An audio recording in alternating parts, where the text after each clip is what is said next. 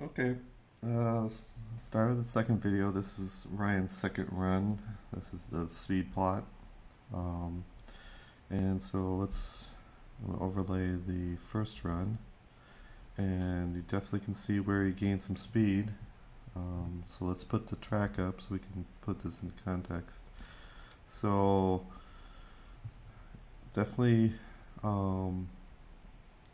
at the end of here, didn't brake so much for the turn on that going up the hill for the toilet bowl.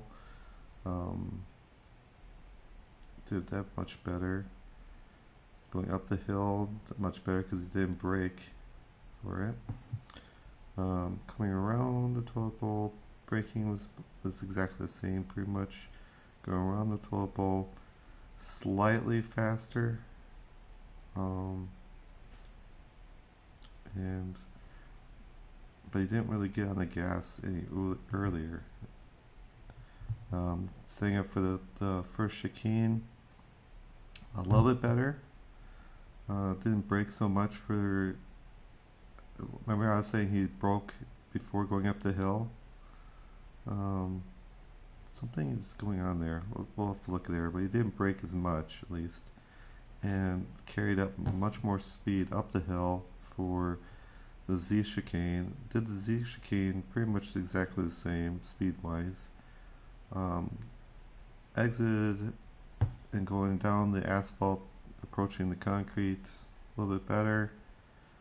When you see these spikes there, that's ABS going on. So he broke right there again, but he did something different right here. I mean, there's a gigantic. I mean, I think they didn't break. I think he still broke, but didn't break as much entering the slalom. Did some stuff differently in the slalom. Broke a little bit. Same for the turnaround. Came around the turnaround. Did much better going up the hill in the city streets. Entered this better. I think he was braking there if I remember right. So yep, there's that brake. So he entered the turn much better, came off, and exited the end much the same. So I remember someone in the forum was saying, why do I use distance down here and not time? So here's why. By going by time, the start time is the same, but I can't read this. This is the reason why I think in Soulstorm people keep on resyncing the cursors when they're looking at it, because that's what basically this is doing. This is a constant resyncing of the cursors. But then, so the speed difference is great, but really what we're looking for is time. So let's put, so to make this more readable, I'm going to flip. So right now the yellow is his second run and the white is his first run. So I'm going to flip those. So now the white is his second run and the yellow is his first run. But you can see that where time was lost or gained. So we're looking, because I start my, I should start this. Anyways,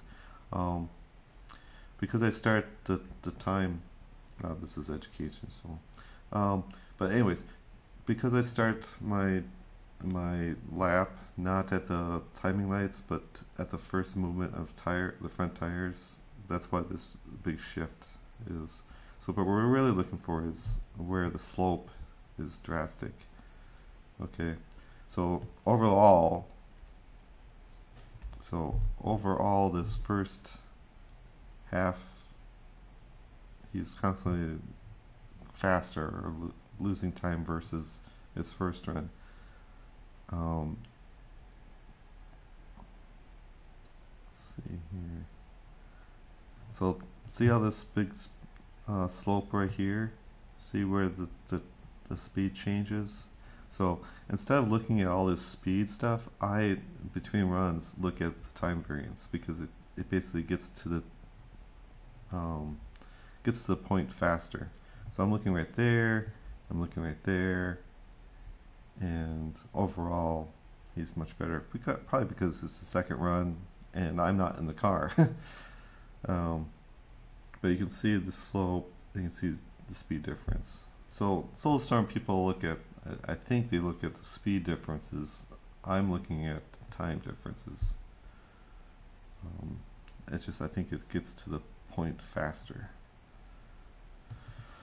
But anyways, so that's that.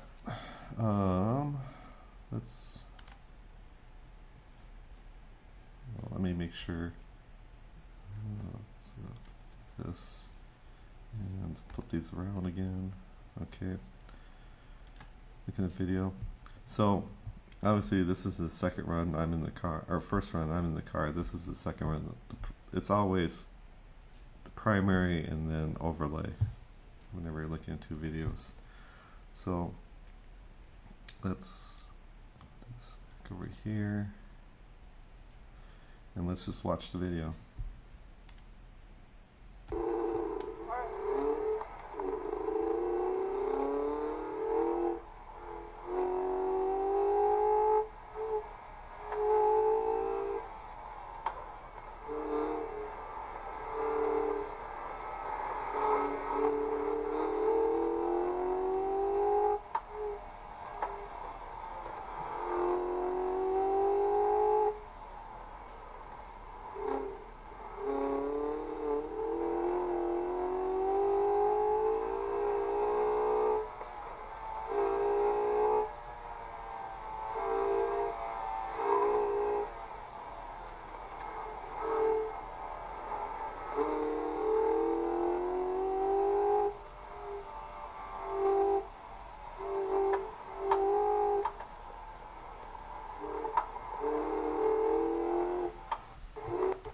Okay, first thing, there's going to be a little bit of a difference between these two. It's a bug in MoTeC that they know about.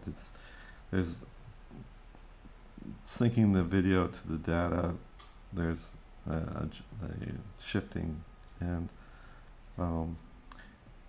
so these two aren't going to be the same. But the primary video and the data will always be in sync. And also my laptop was chugging a little bit because this was not smooth as this one was. But anyway, so that's that.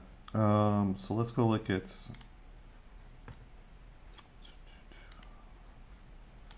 let's take away the overlay first. Okay.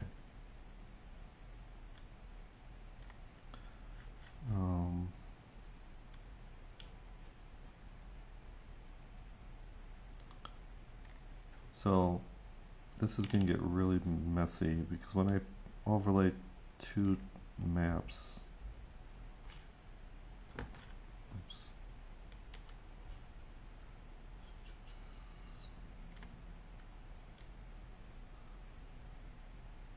Okay. Okay. And let's put the cursors on. I don't know if you can actually see this in the video or not, but this top one is the red dot, and that's the primary. That's this video. The primary is always on the left. So this is his second run, and then the lower one is his first run. Okay, so entries. He shifted earlier and got on the gas than his first run. Well, actually, where did the... Yeah, because you can see in the RPM right there, the difference is where they shifted.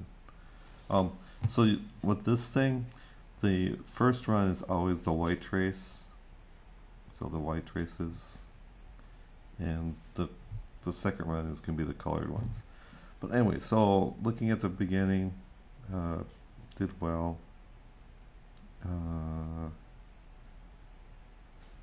Got on the gas much better. started going up. And let's look at this asphalt going up the hill area. Let's tighten this up. Okay, we're just looking. Okay, so again, this, I don't know if you can see the color, but you can definitely see that on his first one he broke before. Basically at that asphalt patch going up the hill, and he didn't on the second run. Going up, he broke harder, but he was also going faster.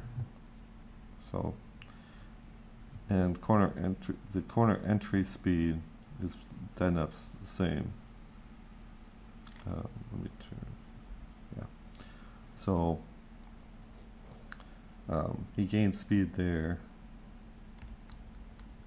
so that's good. And let me tighten this up and let's look at the GG plot, because I like this little section here. You can get corner entry.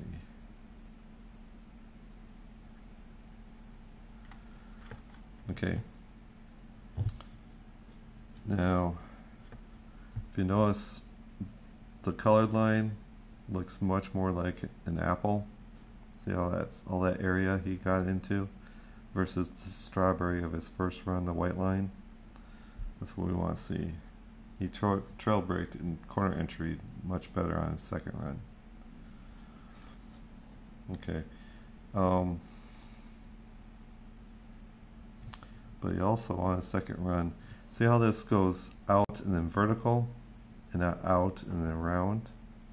Okay, it went vertical because he jumped off the brakes right there.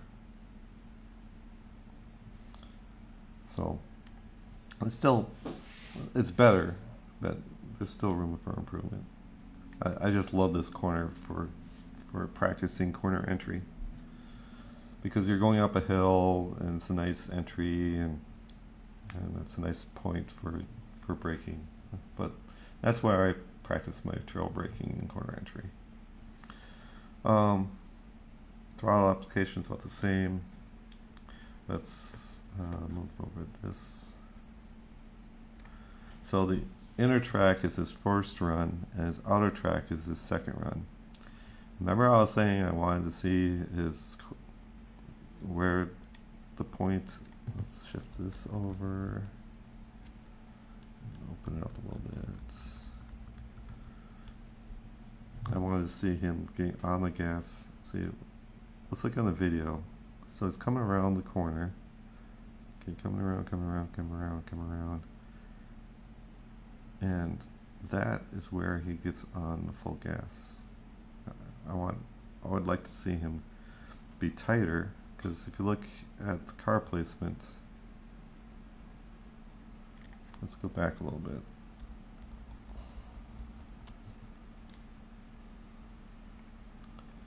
Okay. I have to go back a little bit more. I have to open this up. Car placement wise. Okay, on that cone, remember I was saying he's going to be out of sync a little bit. It's what? 0.8 of a second.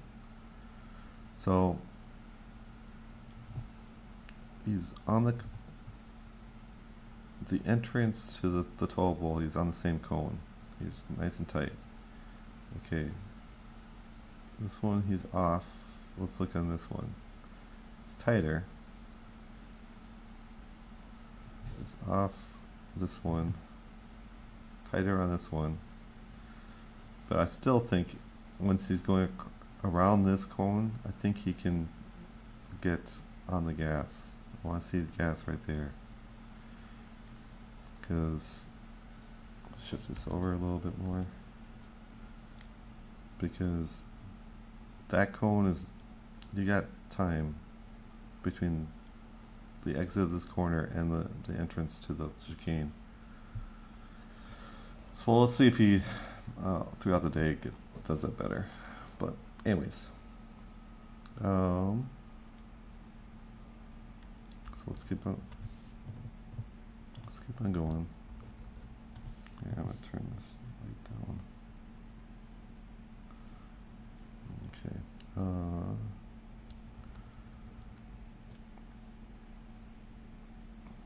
I should make this tighter. Okay, so now we're talking about this corner entry again, and for the chicane and going up the hill. He's braking at the same time. He's not braking as much as he did the first run, but he's braking at the same point. He's braking between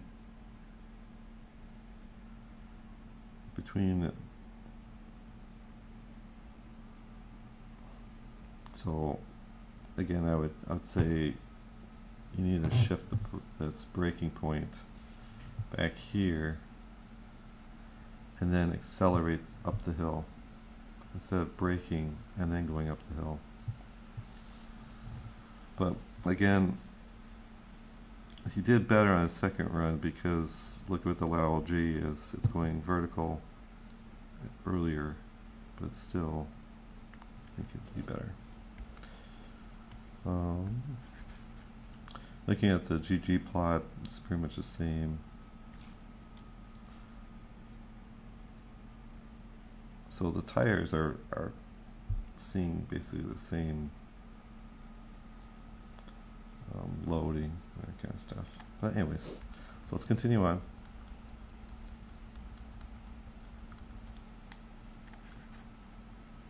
This is the chicane. Ooh, look at that big brake. Ooh. I know you can't see it on the video, but that is red right there. That's so when I'm doing my in-between runs analysis and I'm just looking at this map, I took away the tick marks. But when I see red like that, it's like, oh, ouch, it's time. And you can see the big brake here.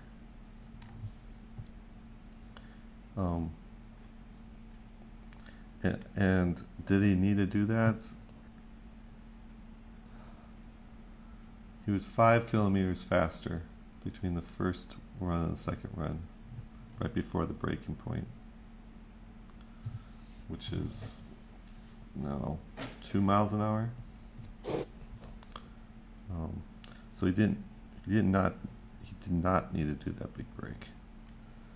So that's where I would, looking at things and looking at data really quickly between run 2 and run 3, that red right there would jump out at me.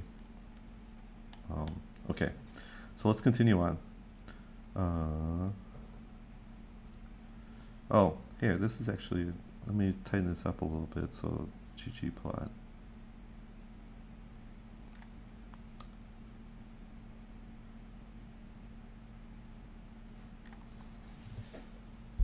Okay, so if you look at the GG plot, his trail banking was correct. It's just way too much. You did not need to do that much to get through there. But look at, it's starting to look more like an apple. But again,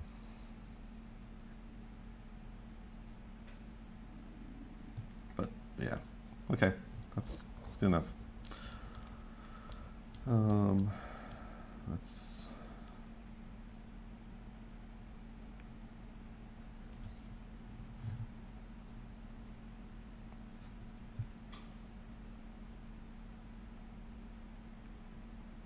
I'm just looking at how he went through this.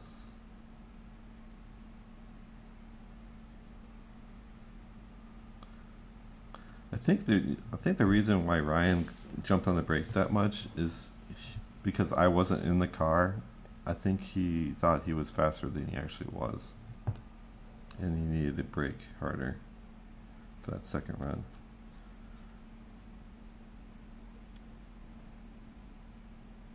Weight does not. There's controversial about weight and speed. Weight it does affect it, but it doesn't affect it that much. Okay, so let's continue on. Let's go look at this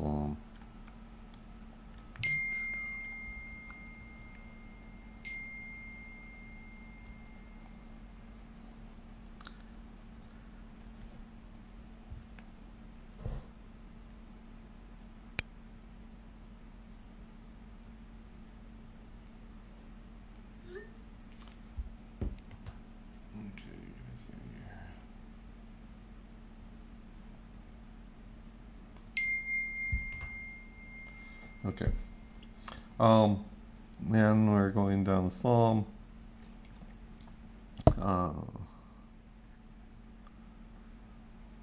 Let's see here.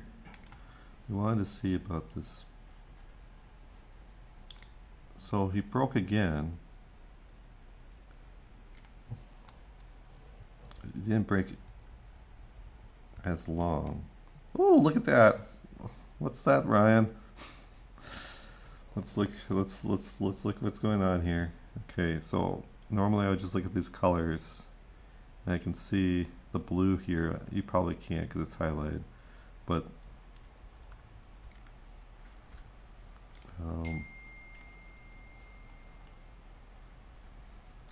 okay, so let's look at this entry.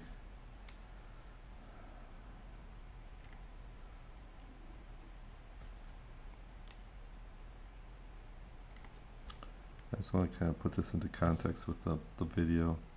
So we're accelerating asphalt, going through the jink. Everything's fine there. Okay, we're approaching the concrete, and I can see he jumped on the brake so hard that the ABS activated. Here.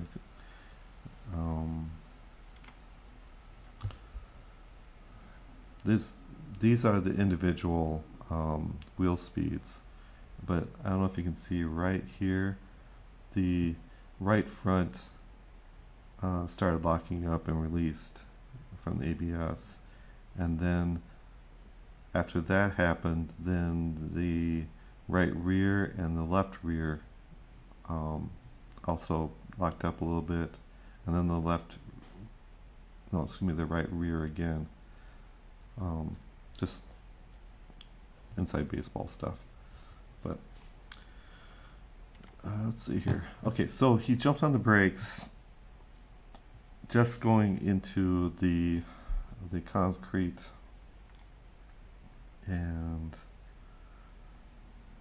but look at the speed plot. Okay, so he was going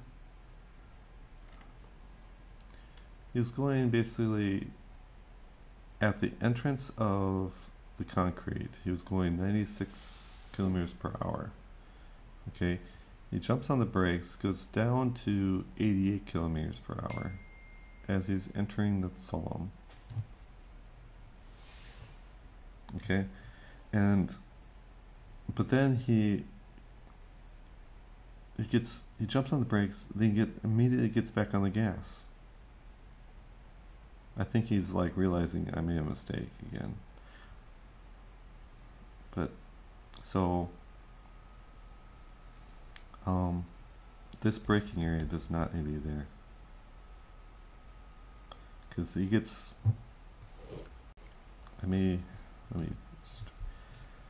okay, 97 before the concrete,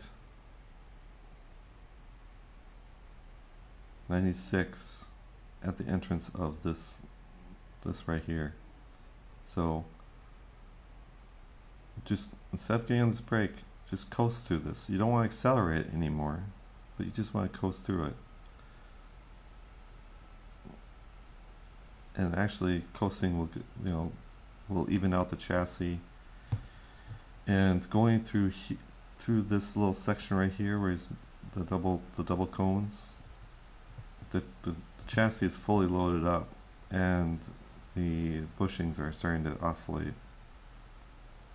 So that'd be another point where um, in between runs and that kind of stuff, looking at this, and I would see this speed right here, go dip down and go back up. I would say, okay, Ryan, you don't need to do that for your third run without any analysis. Just look at where the braking are, where the speed is. Okay, so let's continue on. Again, nice mid-apex for this. And he's again chucking the car into this, trying to maintain, or well, he's getting on the gas.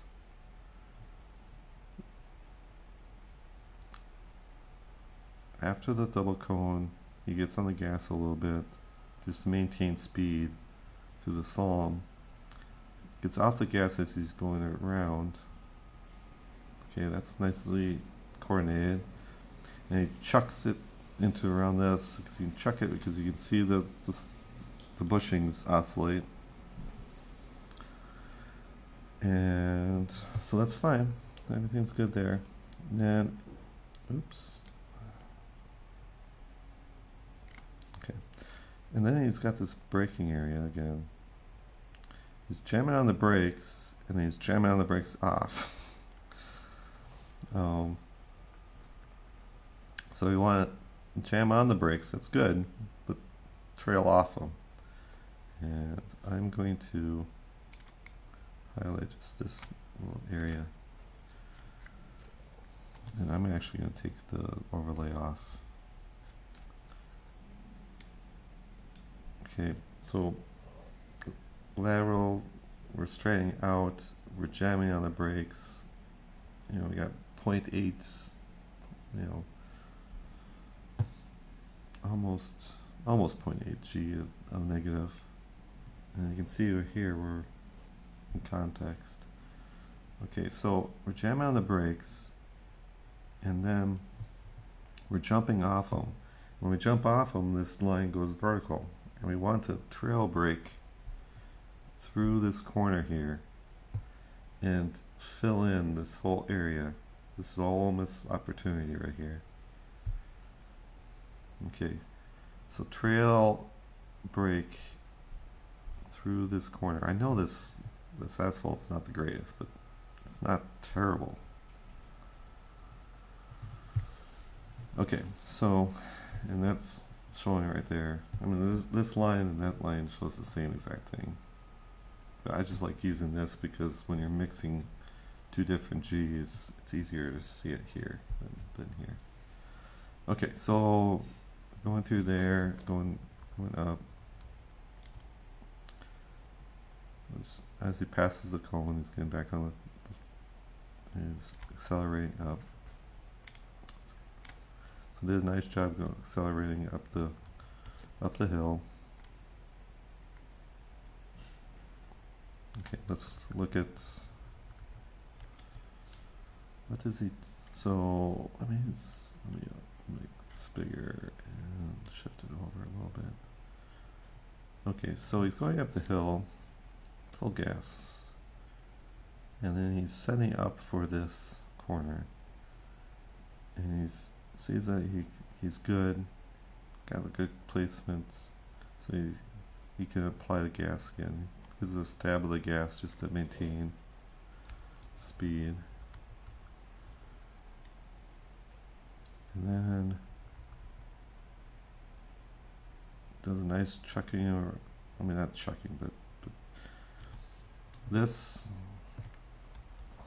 if you want to just look at this right here, because the slope going up and the slope going down is a mid-apex. This is a gentle slope and then a steep slope, and a gentle slope and a steep slope is the early apex.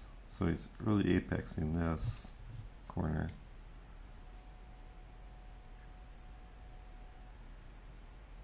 And mid-apex in this one. And this one he did a nice job chucking or fully loading up the chassis because I mean he peaked at 1.2 Gs. I always love this corner right here, because it's going uphill and the pavement's decent. You can really get it up there. But you can see the suspension bushings bind up and then release. So they did a good job there.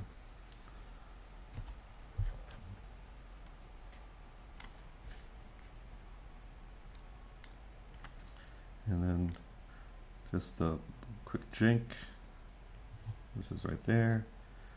And his braking could have been better.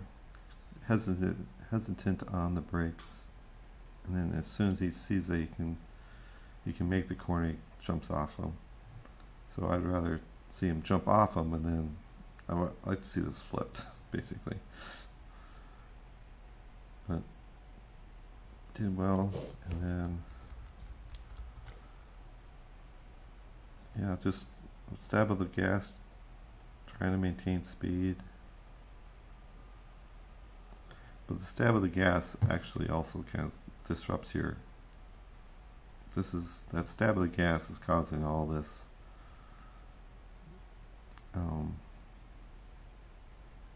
Rigmarole with the lateral G's. So I think actually, if you didn't stab on the gas, he could have gone to full gas sooner. That's always what you want, is get on full gas sooner. But yeah, that's good. And that's the end of this analysis. Did better. Let's actually look. And let's overlay this. I want to just look at this one section right here.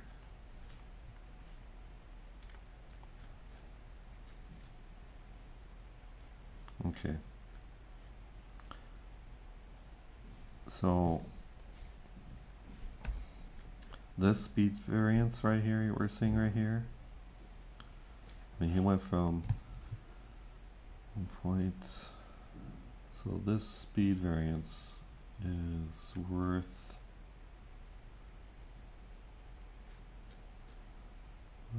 about 156. It's about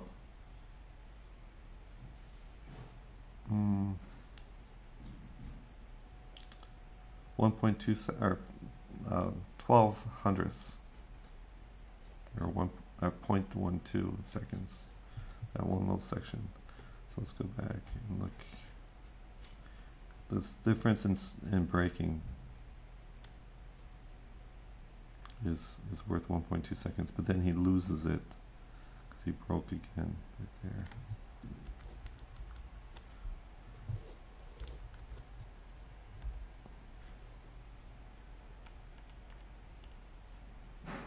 And then, yeah. Okay, so that's the end of that video. Have a great day.